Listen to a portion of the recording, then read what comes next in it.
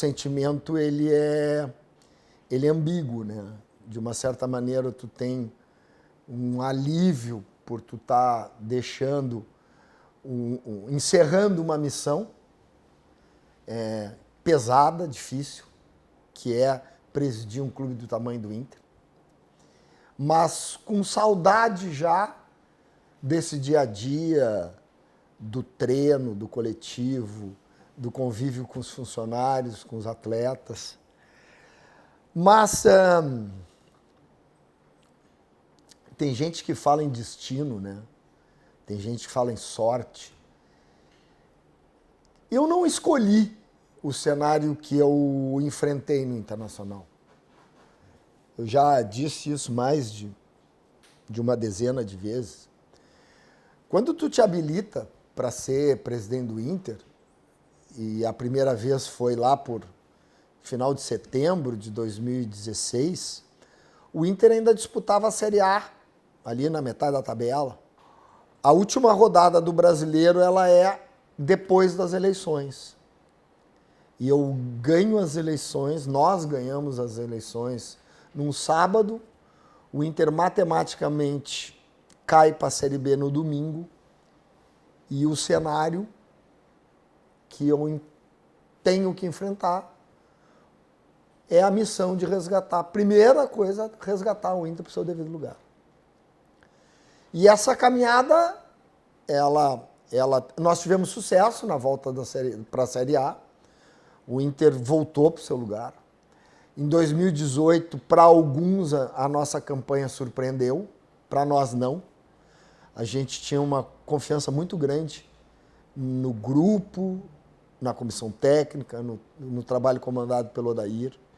E o Inter até a 34ª ou 35ª rodada, ele está disputando a liderança do Brasileiro com Palmeiras e Flamengo. E vamos para a Libertadores. E tem uma eleição. E eu me apresento de novo, porque a missão não estava encerrada. Acho que era um direito nosso da gestão que venceu em 2016 ter continuidade nesse trabalho e para fazer o biênio de 2019 e 2020. E aí o trabalho ele cresceu, ele foi se consolidando, chegamos a uma final de Copa do Brasil, tivemos uma queda de desempenho depois de não termos conquistado esse título, mas voltamos para a Libertadores. E aí, num ano que a gente estava esperando a consolidação desse trabalho, tem uma pandemia. Esses dias eu entrei no departamento jurídico e estavam conversando o diretor executivo jurídico e o diretor executivo financeiro sobre qual cenário teria sido mais difícil. E eu vim quieto olhando a discussão dos dois, porque a Série B, porque teve o caso Vitor Ramos, porque a torcida estava magoada. Eu digo, vocês estão loucos? Série B não mata. A pandemia matou. A pandemia, ela quebrou as empresas. As pessoas perderam seus empregos. Então não nada se compara com o que aconteceu em 2020. O que está acontecendo em 2020 e continuará acontecendo em 2021. As competições que vão terminar o ano que vem. Então fica até um gostinho assim de que o trabalho não terminou. Todos nós que estamos na gestão gostaríamos de terminar essas competições, né? Aí tivemos uma surpresa com o abandono do trabalho do treinador que nós contratamos para longo prazo, mas agora o Abel conseguiu resgatar. Eu acho até que o Inter está jogando melhor agora, né?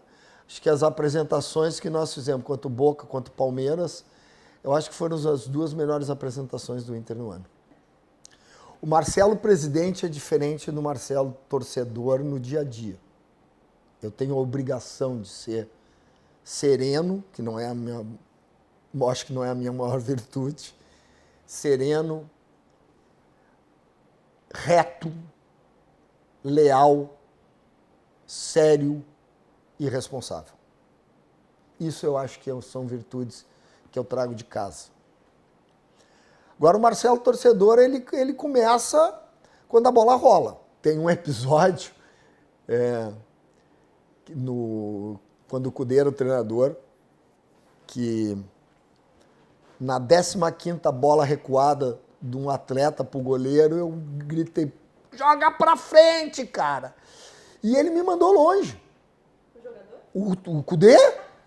E eu disse, mas ele mandou eu? Foi comigo que ele falou?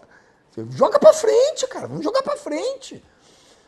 Aí quando entrou no vestiário, ele não sabia o que fazer para pedir desculpa. Mas eu sou assim, eu sou sanguíneo, o Inter mexe muito com a minha emoção, né? E o Marcelo torcedor, ele entra em campo quando o juiz apita. E o Marcelo presidente é no dia a dia. Naquele momento de 2019, até a metade do ano de 2019, toda a mídia esportiva dava que os melhores equipes do país eram Palmeiras e Cruzeiro. O Flamengo começa a despontar no segundo semestre. E o Inter supera o Palmeiras e o Cruzeiro, o que nos deu uma sensação de que nós tínhamos tudo para vencer o Atlético Paranaense, que também vinha de um grande momento. Claro que dá uma frustração, aquele título seria a coroação da nossa gestão, mas tu não chuta balde no vestiário por uma derrota dentro de campo. Não é o melhor momento, é um momento de tu reanimar o grupo, de tu valorizar as tuas virtudes. Eu sempre procurei chamar a atenção de qualquer pessoa individualmente, não coletivamente. Tu elogia coletivamente e chama a atenção individualmente. Mas foi um baque grande. A experiência de tu ser presidente de um clube do tamanho do Inter é quase que uma faculdade, um doutorado. Tu é gerenciador de crise. Tu tem uma relação com relação com a mídia, tu administra vários setores de uma atividade extremamente pública. É uma empresa privada de alto interesse público, que demanda a atenção 24 horas por dia. Tu não é o gestor do clube porque tu não é o CEO. Tu tem uma representatividade política.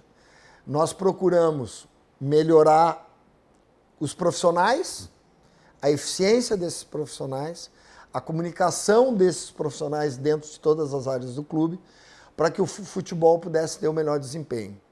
Acho que uma coisa que a gente tem que se orgulhar dessa gestão é o resgate das categorias de base. Eu acho curioso, principalmente durante um processo eleitoral, como tem entendido em categorias de base. E a grande maioria nunca foi à Alvorada conhecer a nossa estrutura. Falam de formação de jogadores de boca cheia, sem saber o que é tu pegar ver um jovem de 14 anos se transformar num atleta de alto nível de 20 anos. A trajetória e o trabalho, o cuidado que essa caminhada tem. E esse é o ano que o Inter ganha a sua 5ª Copa São Paulo. E a primeira vez num Grenal, que mostra que o nosso rival também é um grande formador de atletas. E nós ganhamos. E parte dos jovens que estavam disputando aquela final, hoje estão no grupo principal. Então, para 2021, nós vamos deixar inúmeros ativos em termos de atletas, jovens e a grande maioria é formada nas nossas categorias de base. Eu me emocionei no vestiário antes. E o Dourado, cara, quando o Dourado se machucou, depois de ali uns 3, 4 meses que ele não conseguia se recuperar da lesão, que o diagnóstico era difícil, eu recebi o Dourado e o pai dele. E eu nunca vou esquecer da fisionomia do pai do Dourado.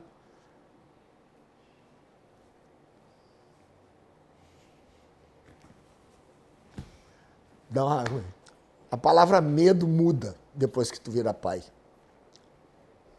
E eu vi a preocupação do pai do Dourado. E aquilo me impactou. E depois daquele quase um ano sem ver o Dourado jogar, quando a gente renova com o Dourado, eu disse isso para ele, disse para o pai dele, da minha felicidade de ver ele renovando o contrato e ver ele de volta nos gramados. Eu não estava lá em Fortaleza quando ele voltou. E eu sei que o vestiário depois do jogo foi muito emocionante. Mas ver ele voltando a fazer gol, vendo ele voltar a jogar, para mim a satisfação pessoal é uma realização muito grande. Agora o Galhardo é uma figura, né? Porque o Galhardo chegou no vestiário antes da partida e ele me disse: presidente, eu fiz o primeiro gol do ano e eu vou fazer o último gol do ano. E, pô, a bola ainda bateu no poste naquele pênalti, mas foi um resultado importante, né? Consolida a nossa... Nós tivemos, depois da saída do Kudê, alguns agravantes na retomada do comando Abel. O Abel pega Covid. E a ausência do Abel, não só no vestiário, nos treinos, principalmente na beira do gramado, ela é muito grande. A falta do Abel é muito grande. O Abel é um cara que, além do seu conhecimento tático, além da sua capacidade de gestão de pessoas, a sua presença, ela passa confiança para os jogadores. Por exemplo, o Caio Vidal era um atleta que até a chegada do Abel não estava no grupo principal. Era um jogador com características que não atendia às exigências do treinador anterior. E ele é um jogador que foi campeão da Copa São Paulo, que o Abel pediu um extrema, o Capa tinha ele no seu monitoramento. Eu tinha curiosamente recebido, naquele dia que o Abel falou do extrema, um WhatsApp do Daniel, de um dos diretores da base, para dar uma oportunidade para o Caio. Ele estava até elogiando a oportunidade que foi dada por Lucas Ramos e tal. E os guri mostraram as imagens, né, as características do jogador, ele se encantou no Caio. E eu tenho certeza que esse jogador vai ter uma grande carreira, porque ele tem a peculiaridade do drible, do 1 contra 1, do tirar o zagueiro da frente, de romper a linha. Então, quando o Abel se ausenta, a gente teve a dificuldade, porque a gente pegou duas competições, mata-mata. No primeiro jogo contra o Boca, nós jogamos melhor que o Boca. Nós sofremos um gol por pura desatenção. Nós tivemos várias chances de matar o jogo no Beira-Rio. E o jogo na Bombonera podia ter sido 2-3-0, mas não deu, né? E aí passou um filme na minha cabeça. Nosso primeiro jogo, abstraindo o gauchão, foi Inter e Londrina. Ganhamos de 3-0. E aí tem um comentarista conhecido. O Inter vai voltar com 10 rodadas de antecipadas. E a Série B não é assim. E o nosso último jogo internacional foi contra o Boca na Bombonera. Nós tivemos uma atuação de luxo. Não pode ter sido tudo errado, né? Então, eu acho que alguma coisa nessa caminhada mostra que tem muita coisa plantada e que pode ser colhida ali na frente. Na última reunião do Conselho, foi dia 21, minha última reunião como presidente do Inter, pedi à presidenta Lenise para eu me manifestar. Primeiro eu cumprimentei os vencedores da eleição. Eu acho que num processo eleitoral tu tens que cumprimentar. Se eu perdi a eleição, eu tenho que cumprimentar. Tem duas coisas que tu tem que fazer. Parabéns e boa sorte. Independente de que movimento tu pertence. O Inter está acima disso. Eu cumprimentei o Conselho de Gestão eleito, cumprimentei as chapas que atingiram a cláusula de barreira e fizeram novos conselheiros. E pedi que todos fizessem uma reflexão. O que a gente está aprendendo? O que a gente está melhorando depois de passar por quase 10 meses, 9 meses de pandemia,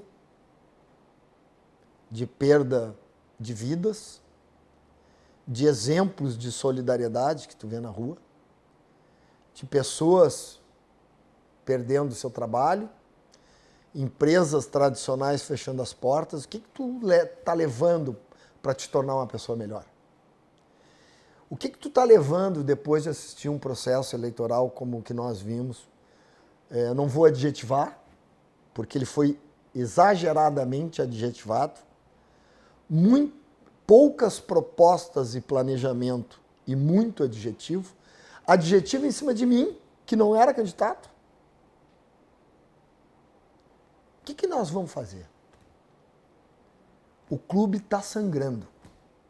Esse tipo de postura política sangra o Internacional. Agora tem uma nova gestão. Ela tem mandato de 3 anos. Deixa os caras trabalhar. O Inter precisa de paz. O Inter junto pode muito mais. Deixa os caras.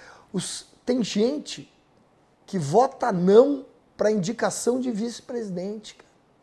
Só para criar o contraditório e para não ser de acordo com o que a gestão estava oferecendo. Mas nós somos tudo colorado, cara. Então eu faço um apelo, através das mídias do Inter, para que as pessoas pensem. Porque existe hoje, no Twitter, em grupos de WhatsApp, notícias fakes, notícias para machucar as pessoas. Existe uma intolerância muito grande. E essa intolerância não faz bem para o nosso clube. Então agora meu ciclo acabou, vai acabar, falta pouco. Minha missão está terminando. Vou me afastar um pouco da vida política. Me coloquei à disposição do Alessandro, me coloquei à disposição da presidente do Conselho Deliberativo, no que for preciso para acalmar, para aproximar, para incluir, conta comigo. Mas cargo... Nunca mais? Tem um... Como é que é? Nunca diga nunca, né? Não tem um filme que tem esse... Nunca diga nunca. Mas eu não estou pensando mais nisso, não. Acho que a colaboração da família Feijó Medeiros já foi grande ao longo da história, né, tia? Larga o Twitter. Não olha o Twitter. Eu dizia isso para o Alessandro quando ele era vice-futebol. Não te contamina, cara. Acredita nas tuas convicções, te cerca de pessoas leais e segue naquilo que tu acredita. Cara, a minha mãe, ela é filha, irmã, esposa e mãe de presidente. Quem entende de futebol lá em casa é a véia. Ela que dá as cartas. Nos anos 40, foi campeão no rolo compressor. Foi quando o vô era presidente que o Inter supera o Grêmio em vitórias e em gols. E desde 1945, nós estamos na frente deles. Mas acho que se termina aqui. Acho que a gente fez o que estava ao nosso alcance, fizemos o melhor que podíamos. O vô e o meu tio foram campeões, o pai não foi. Terminou na vice-campeão da Copa União, perdeu para o Flamengo. Mas até hoje é lembrado como um bom gestor. Vamos ver o que o futuro vai dizer de mim. Nós estávamos naquela campanha de 2016 e o Inter perde um jogo para o América Mineiro aos 48,5, com um gol de nuca, de orelha, um troço daquelas assim que tu vê que a espiral é decrescente e rápida. E, porra, né, todo mundo... Era 1 da manhã, não conseguia dormir, toca meu telefone. Toca o telefone, é a mãe. Tu tá proibido de ser presidente do Inter. Porque eu acho que a mãe, numa outra vida, ela foi um general romano, né? Porque ela dá muita ordem, né? E... Como assim? Tá louca? Tu não criei filho para ser... Esse time vai cair. E eu não criei filho para ser presidente de clube da segunda divisão. Digo, tá maluca? Eu já tô habilitado, já inscrevi minha chapa. Como é que eu vou voltar atrás? Tu fica fria. Eu sou colorado na boa e colorado na ruim. E se o Inter cair, eu trago. Mas só foi esse puxão de orelha. Mas não foi o primeiro.